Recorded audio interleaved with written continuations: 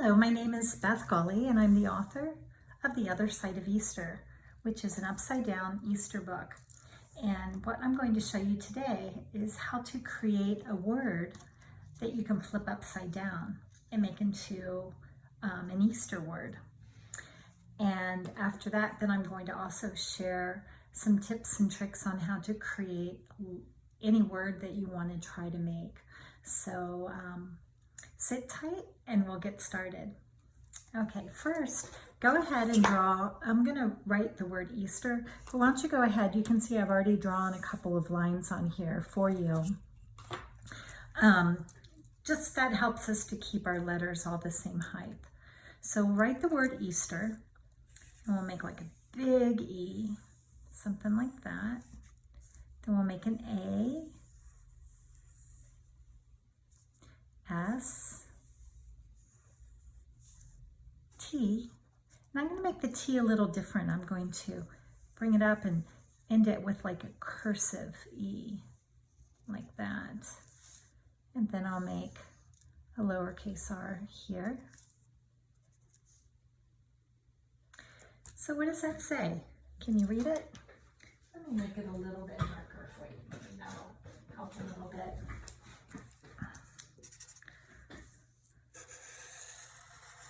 E, A, kind of loud, isn't it? S, T, remember it comes around, and then makes your cursive E, and then your lowercase r.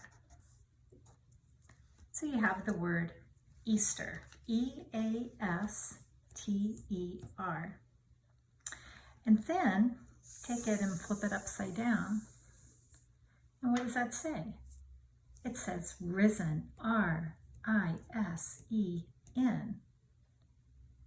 So it goes from risen to Easter, back to risen. So that's the first ambigram that you're going to do.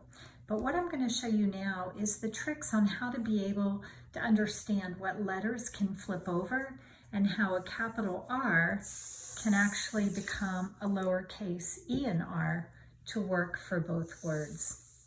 So if you haven't already downloaded the worksheet, you can do that now. You'll find it at animotionlogos.com. And you'll want to click on the entire collection and scroll to page 4, and that'll get you to the page that has, I'll leave this up here for just a minute, that has the actual worksheet that we're going to be following along today. So the first word in making an ambigram that we're going to do is the word wow, W-O-W. Now we're going to learn quite a bit from doing this word, and we'll start with it in all caps. So if you have your worksheet, get it out, and we're just going to trace.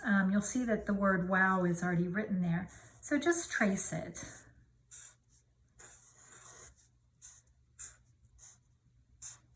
That was easy enough, right?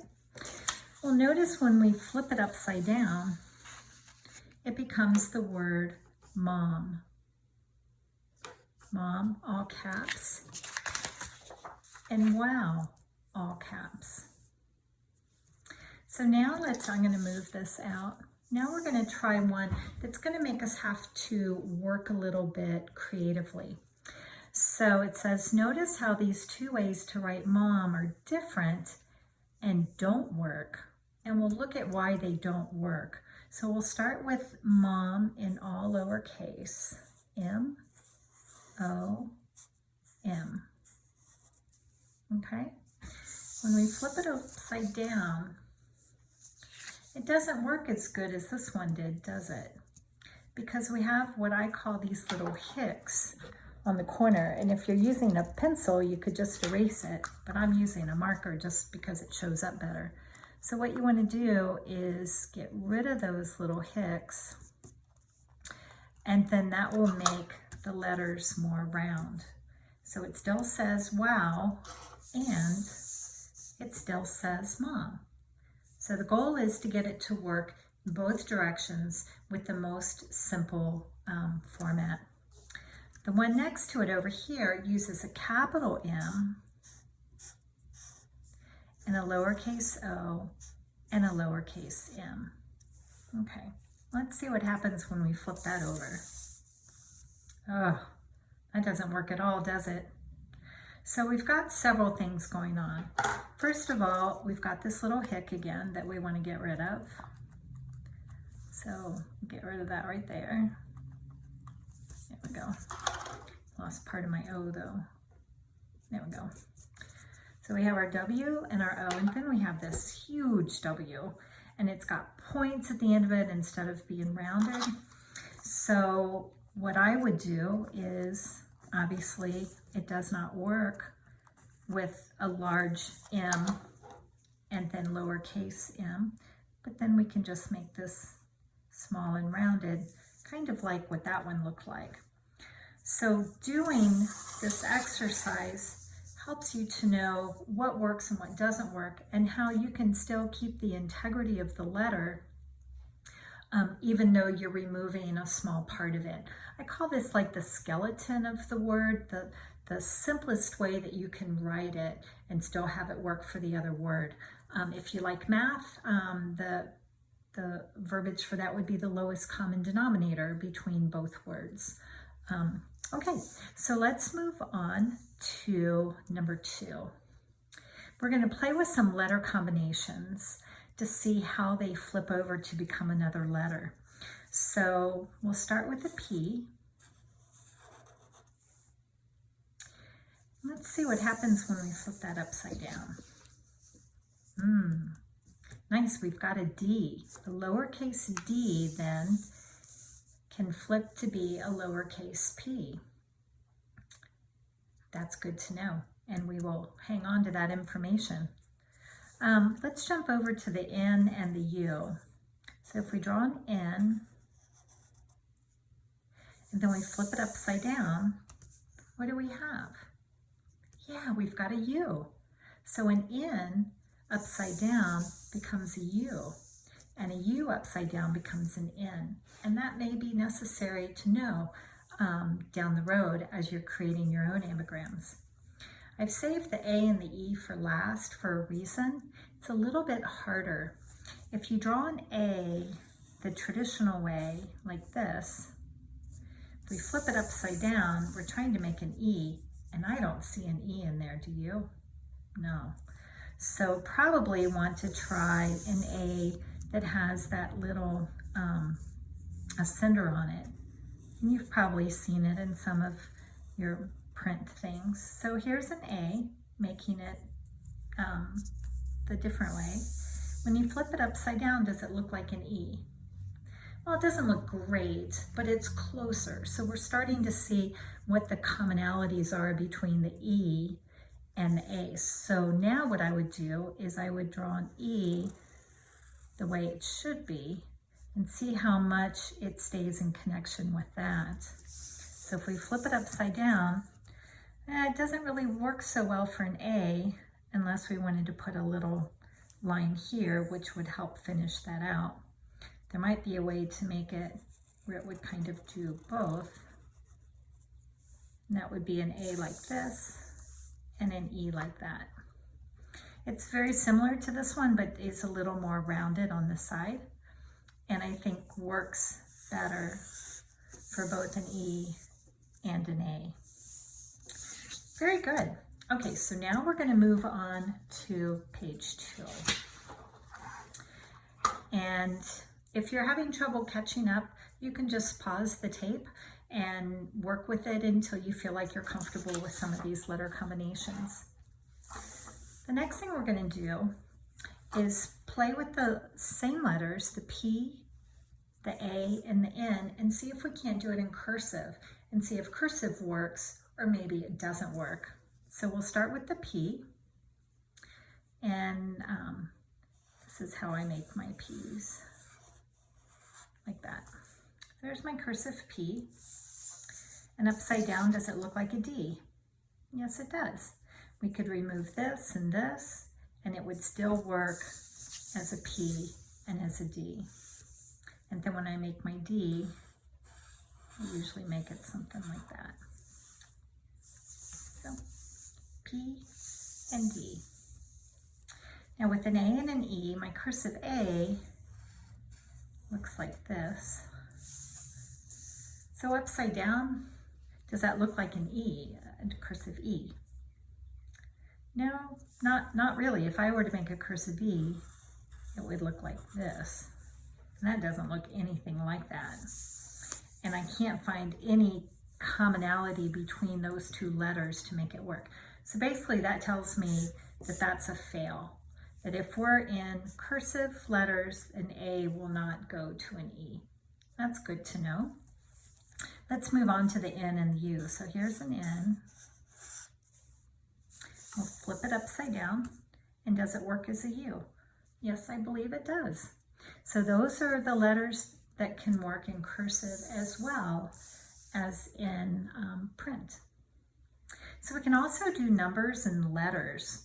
There's some nice overlaps here. If you have an L, it sort of looks like a 7, but a 7 would probably slant a little more, wouldn't it? Yeah, that looks more like a 7. So if we turn it upside down, does that 7 still look like an L? Yes, it does. It looks like it's an italic L, so that one works. Let's try a B and an 8. Here's a B. And an 8, sort of. I think of an 8 as something like this. So if there was a way to put those two together, we might want to do something like maybe a line like that, and then your B would go like that. So you have your B, but maybe you also have an 8. Let's try the last one, an H. Let's see if it makes the number 4. Well, sort of. It definitely doesn't look like this kind of 4 that goes like this, but it could be a 4 like that. But a 4 would probably have a little hick on it. So to make that 4 look like an H, what do we need to do? We need to remove the little hick, right?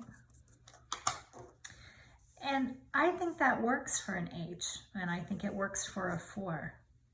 If you want it, you could always round the H, but just a little bit. And then that would still also work as a 4. So you probably want to be somewhere in between those two images. So I think all of those worked. All right, now we're going to move on to number 5. Using what you've learned above, try to make the following words. You may need to use all capitals, all lowercase, or maybe cursive letters to make them work. So we'll start at the top with the word big. B-I-G. And what I do is I just write the word the way that I think it should be. And then I turn it over and try to find some commonalities. Okay, well, this doesn't look like a B because it's got that big curve on it. So I'm going to remove a bunch of that curve, not all of it. And if I did the I, I'd need to have a dot up here. And for that to be a G, I would need to curve it a little bit. So now I have the word big, and I have the word big this way too. And that worked a lot better than what we had before. Because that really didn't look like big at all, did it? That would work. I don't know if I'm going too fast for you, but if I am, please just stop the tape and catch up, and then we'll hook back up. I'll be waiting for you. Okay, the next word we're going to do is chump. C-H-U-M-P. So if we do it in lowercase, chump, and turn it upside down, I see a D, and I see a bunch of other stuff, maybe a P here, but it does not work in print. So let's try it in cursive. So that would look like CHUM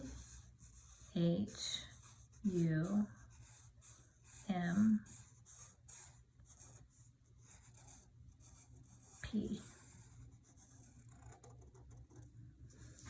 Okay, you'll notice I didn't bring the P all the way around to hook it up, because upside down you'll see that it says CHUMP. It says chump both directions. Now had I closed that up for the P, then you wouldn't be able to see the C. So this word, the word chump, only can work in cursive, as we learned here. All right, so I know a friend, she calls her dad Pop, and so I thought that would be a fun word to try to do. So we'll again start in print and see if it works. We have a P, O, P. Now I want to see if we can get the word dad going the other way. Well, it's kind of close. I see D-O-D. So how would we make the O look more like an A? Well, we could do that. And then you have D-A-D. Let's flip it over and see what happens. It sort of works, but it's maybe a little too much. Maybe if we just imply the little hic, which would be like, so there's the O, there's the P, and maybe we just do like that. So you don't really notice the little hic when you read the word pop, but when you see the word dad, that little hic starts to connect it to the A so that it feels more like the word dad. So those are the exercises that I have for you here. You're welcome to, on the next page, you have an opportunity to write your name and see if it becomes maybe your first name becomes your first name upside down, or your first name becomes your last name. Or you can do a 1 or 2 word phrase and see what happens with that word. Like the name Anne. I had a friend, her name was Anne, and it was A-N-N-E.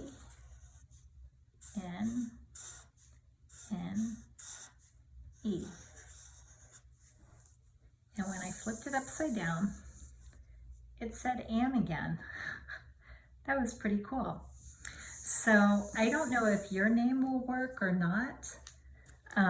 I've already tried my name. My name doesn't work, and I was very disappointed, but I've seen a lot of kids get their names to work. Kids and adults get their names to work. Maybe you write your name and upside down, it becomes your friend's name. What you want to do is look for some of the letters that can be inverted and flipped upside down to help you see what might work. So remember all of these little tricks that you learned and what worked in cursive and not cursive. So again, I'll put up this sheet. If you weren't able to download the worksheet, here's the information for that. And my Easter book is also available on that website. And I hope that you will go on to be a great Ambigram designer.